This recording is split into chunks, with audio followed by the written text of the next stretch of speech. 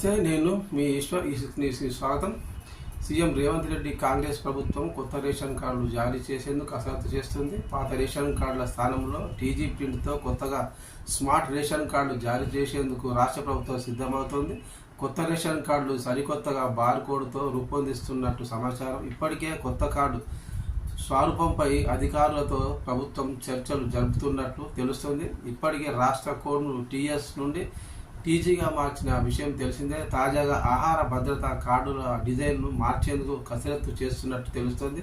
Telangana Congress party అధికారంలోకి వచ్చి దాదాపు 6 నెలలుగా వస్తుంది. సీఎం రేవంత్ రెడ్డి పరిపాలనా పరంగా కీలక నిర్ణయాలు తీసుకుంటున్నారు. కాంగ్రెస్ అధికారంలోకి రాగానే అర్హులందరికీ కొత్త రేషన్ కార్డులు మంజూరు చేస్తామని అసెంబ్లీ ఎన్నికల ప్రచారంలో హామీ ఇచ్చినారు. అధికారంలోనికి వచ్చిన తర్వాత లబ్ధిదారుల నుంచి స్వీకరించిన స్కూట్నీ కూడా పూర్తి చేశారు. ప్రస్తుతం ఎన్నికల కోడ్ గడువు పూర్తి కాగానే కొత్త రేషన్ కార్డు జారీ చేసేందుకు కసరత్తు చేస్తున్నట్లు తెలుస్తుంది. ఈ నేపథ్యంలో ప్రస్తుతం ఉన్న రేషన్ కార్డుల రూపం మార్చాలని కూడా ప్రభుత్వం భావిస్తోంది. వీటి స్థానంలో కొత్తవి జారీ చేయాలని నిర్ణయించింది. ఇటీవల ఆరోగ్యశ్రీ కార్డు పరిమితిని 5 లక్షల నుండి 10 లక్షల వరకు పెంచారు. దీంతో పాత ఆరోగ్యశ్రీ కార్డుల స్థానంలో కొత్తవి ఇవ్వాలని ప్రభుత్వం నిర్ణయించినట్టు తెలుస్తుంది.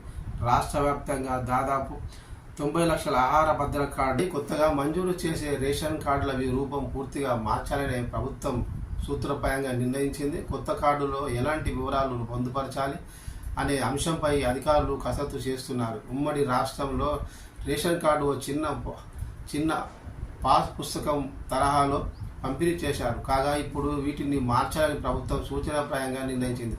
గతంలో ఉన్న ఆహార భద్రత కార్డు స్థానంలో రైతు బంధు పాస్బుక్ సైజులో రేషన్ కార్డు జారీ అయ్యాయి. ముందు వైపు కుటుంబ సభ్యుల గ్రూప్ ఫోటో, కింద కుటుంబ సభ్యుల వివరాలు, తర్వాత రేషన్ కార్డుల స్థానంలో ఆహార భద్రత కార్డు వచ్చాయి.